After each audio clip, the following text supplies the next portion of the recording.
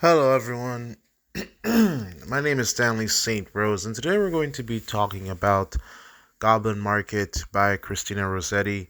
Now, before I go into summary analysis of this work, please remember to leave a like, subscribe, and/or comment so that the channel can continue to grow. All right, Goblin Market by Christina Rossetti.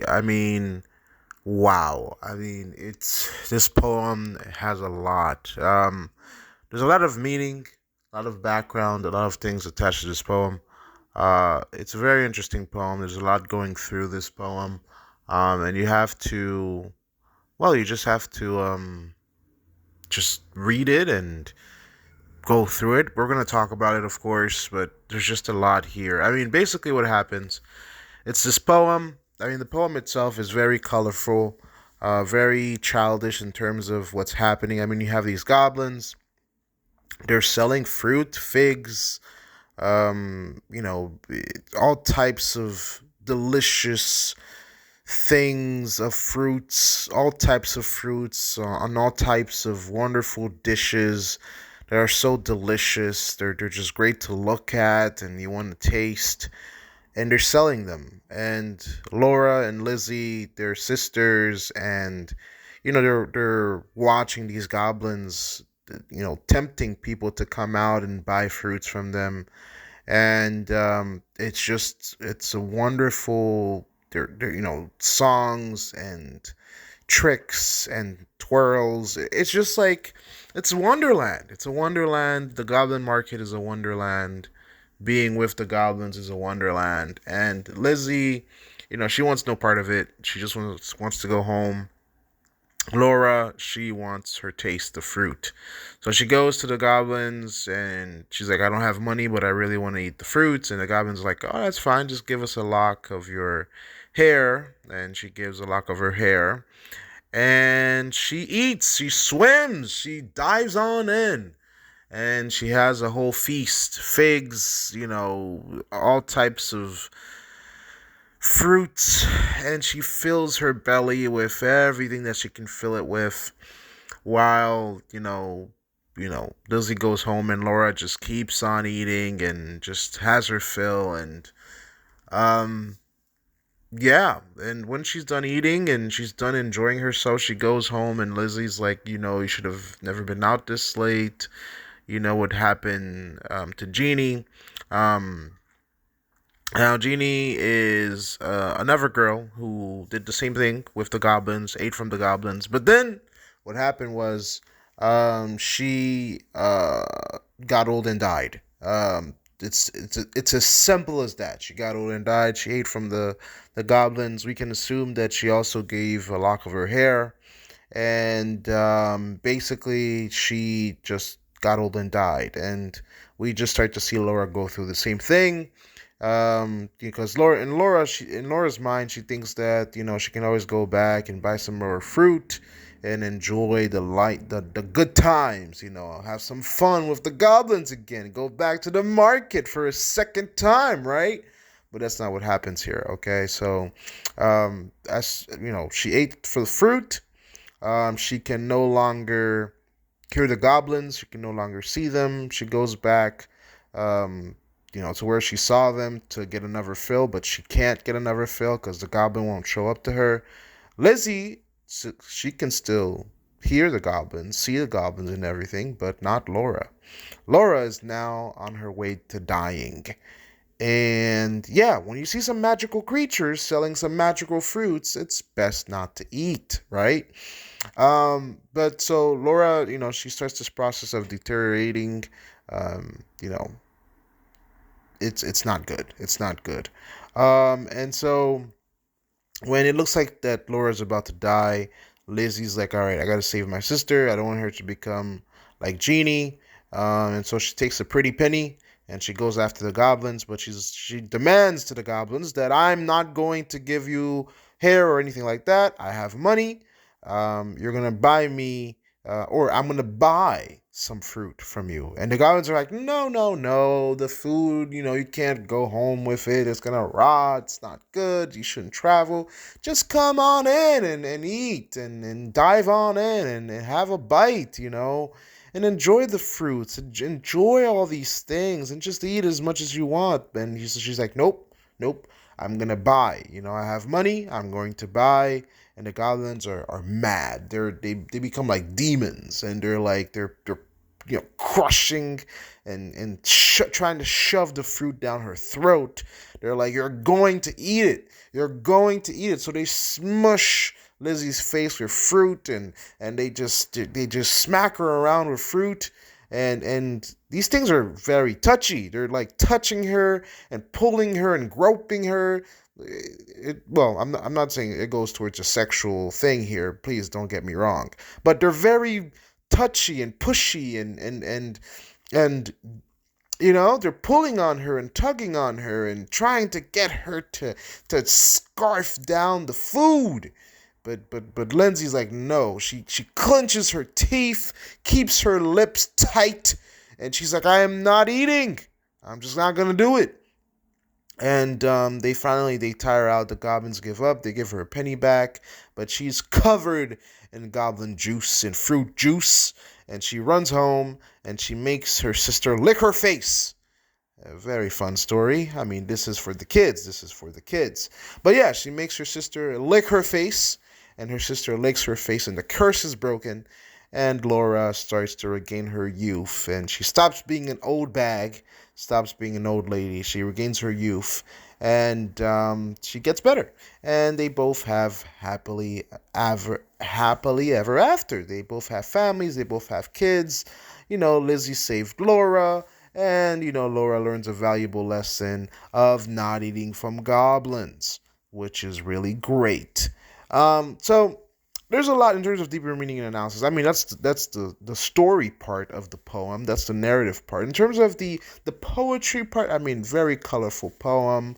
It feels like a fairy tale. The fruits, the description, the word choice. I mean, again, wonderful, beautiful poem. But in terms of deeper meaning and analysis here, this poem has been interpreted to mean all types of different things. Some people say it's politics. Some people say it's about religion and temptation. Some people bring in prostitution into this because at the time period that this was being written, prostitution was a societal problem. When you have a society where there's Christianity and there's prostitution, those things don't go hand in hand. And so one interpretation of this poem was that we should really stop young ladies from going into prostitution, or should put an end to prostitution, because for women, when you go into prostitution, well, it takes your youth away, it takes your purity away, it takes it robs you of something sacred within you, because there's different opinions online and in the world and in society about prostitution. But what it certainly does, it makes something that's supposed to be sacred, something that's supposed to be special, something that's supposed to be the most personal, private part of yourself, and it puts it on the market for sale. This is why prostitution is so ugly, because meaning means something to us, right? That's why, like, if you have a father, right, and let's say he has a gold watch and he dies, and you keep that gold watch for sentimental reasons to remember your father, that watch, maybe it doesn't work, but because it is your father's watch, it has meaning to you. Maybe to the guy down the street at the pawn shop, it's just a stupid watch, but to you, it's the watch you saw your father use for your whole life. Maybe for 50 years, your dear old dad used that watch. Humans, meaning means something to us. We're always in the search for meaning. The most meaningful thing in life is love, romance, relationships. And, sex is like one of the ways that humans express extreme emotions in terms of romantic relationships. When you turn that into meaninglessness and it doesn't matter, and you go into the absurd, and we're all just having fun and pleasure seeking, it does steal something from you. It steals value, meaning, purpose, a sense of something that's worth something.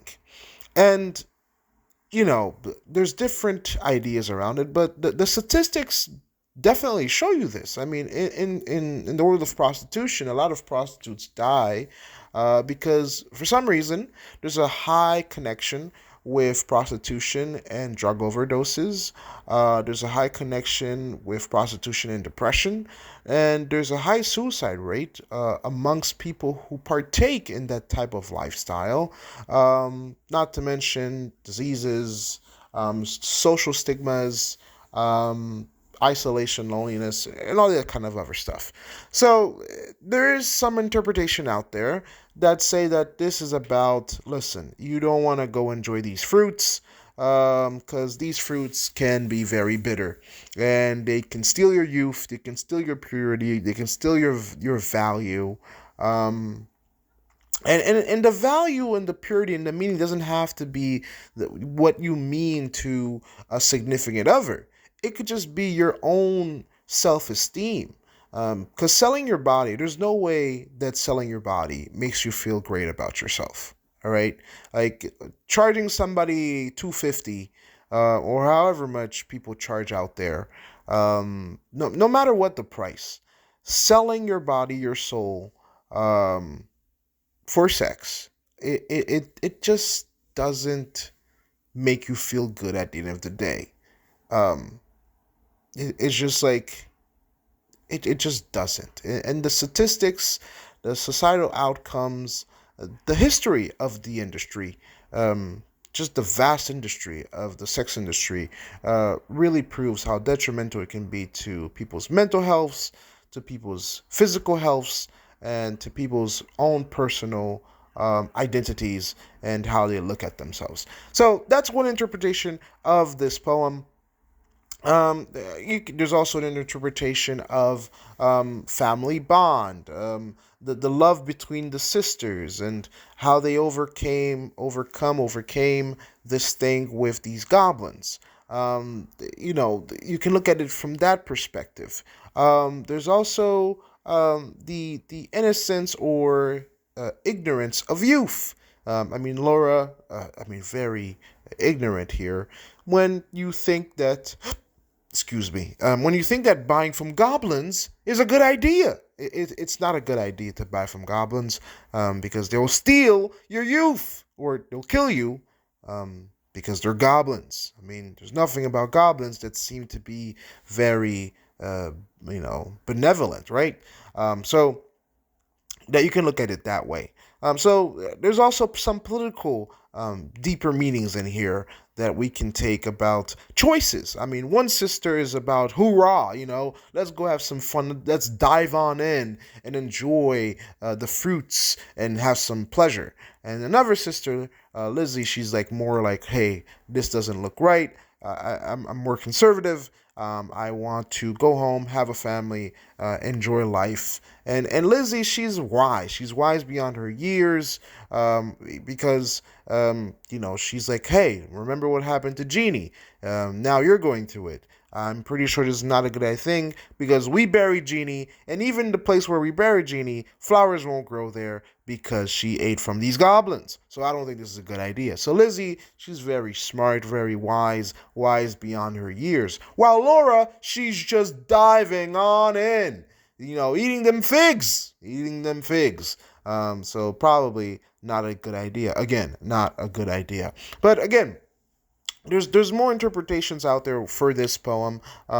This is one reason why poems can be fun. You can get different interpretations of it, but mostly people have taken it to be talking about politics, the sisters themselves, prostitution, the relationship with sex work that happened at the time that this was being written. So there's different broad or many ideas out there into what this poem might really mean.